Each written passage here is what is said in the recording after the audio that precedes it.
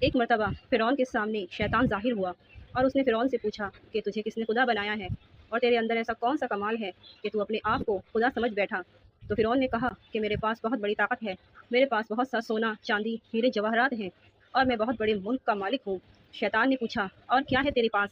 فرعون نے کہا کہ میرے پاس اندرونی ایسی طاقت ہے جو تیرے پاس نہیں ہے۔ شیطان نے کہا دکھاؤ۔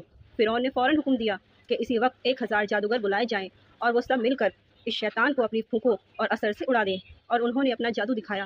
شیطان کو بھی اللہ تعالیٰ نے بڑا علم دیا ہے۔ شیطان نے ایک پھونک ماری جس سے سارے جادوگروں کے اثرات ختم ہو گئے۔ دوسری مرتبہ پھر ان 1000 جادوگروں نے اپنا جادو دکھایا۔ شیطان نے پھر ایک پھونک ماری جس سے ان کا اثر ختم ہو گیا۔ ان جادوگروں نے پھر آخری جادو دکھایا۔